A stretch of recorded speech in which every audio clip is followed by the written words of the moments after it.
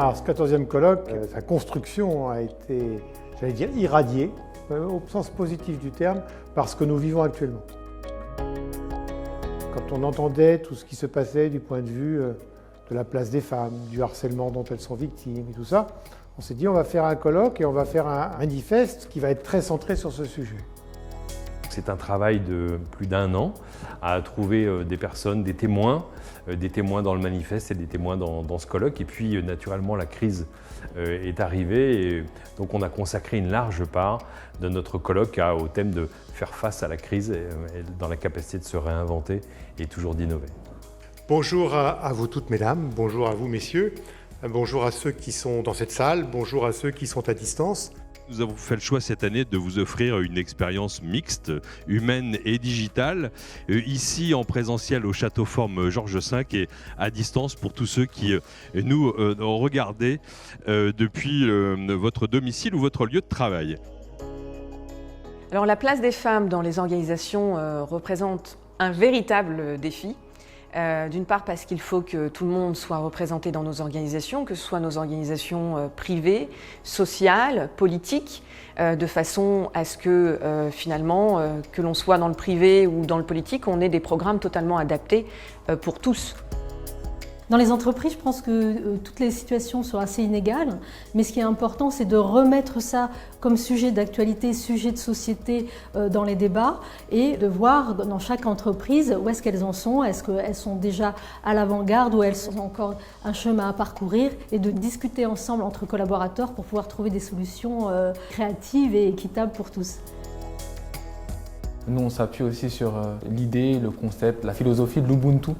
Je suis parce que tu es, nous sommes parce que vous êtes, justement, qui permet de rappeler cette symétrie qui existe intrinsèquement ou qui est censée exister intrinsèquement dans chaque société.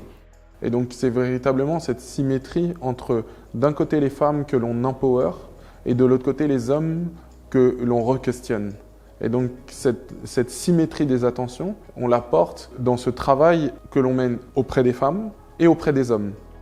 Il est absolument indéniable qu'il se passe quelque chose aujourd'hui dans la société et du coup en entreprise. Cette révolution des émotions qui est qu'on vit des moments où de toute façon les humains ont envie, besoin, vous le mettez dans le sens dans lequel vous voulez, d'être une et une seule personne, que ce soit dans leur vie privée ou au travail. Ça se construit dans l'échange. Ça veut dire se comprendre et surtout ne pas laisser les autres isolés, mais les inviter dans un échange constructif. Il faut essayer de comprendre l'autre, mais on ne peut pas comprendre l'autre si on ne se comprend pas soi-même. On ne peut pas être attentionné aux autres sans être attentionné à soi. C'est une forme d'exemplarité que de donner la possibilité aux équipes, aux collaborateurs, à tous ceux qui vous entourent de s'exprimer, d'exprimer leurs émotions.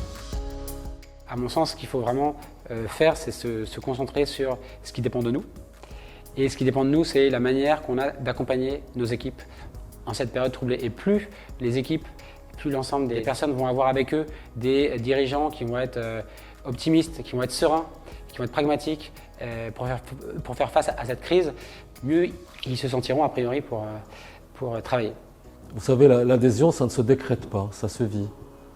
La confiance, ça ne se décrète pas. Ça se mérite, puis ça se vit et ça s'entretient. Et la symétrie des attentions est une des choses qui rend cela possible. On ne décrète pas qu'on connaît le client. On est à son écoute tout le temps. Le client peut changer, ses habitudes peuvent changer, ses envies peuvent changer.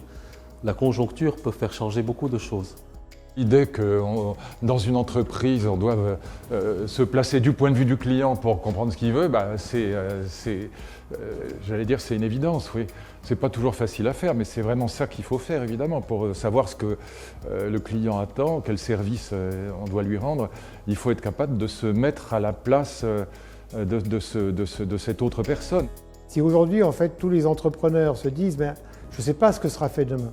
Mais dans le monde de demain, je vais prêter attention encore plus à mes clients.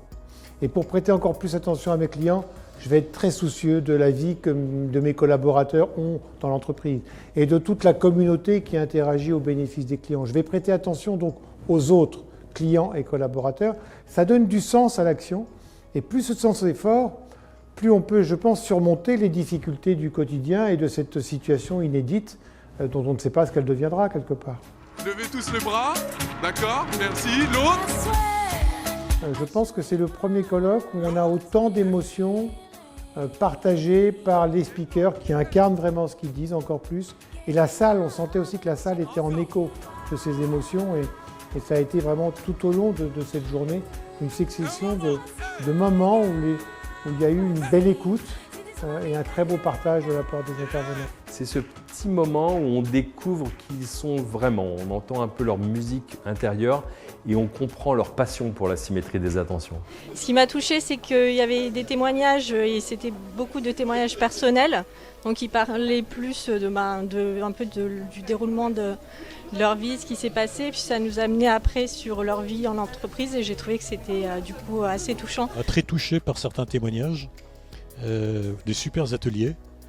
Et je retiens de l'importance de la symétrie des attentions, et entre clients et ses propres équipes, et également par rapport au masculin et par rapport au féminin dans l'entreprise. Moi j'ai suivi la plus grande partie en fait à distance, donc c'était très bien de pouvoir participer et je suis venue pour la conclusion inspirationnelle en présentiel. Tout était facile à comprendre, clair. Ça m'a fait beaucoup réfléchir. Je vous remercie vraiment. Pour nous, la plus grande reconnaissance, c'est d'avoir des intervenants qui se livrent, qui font face aux émotions, à leurs émotions. Et je pense que ça, c'est vraiment une grande satisfaction pour toute l'équipe de l'Académie du Service.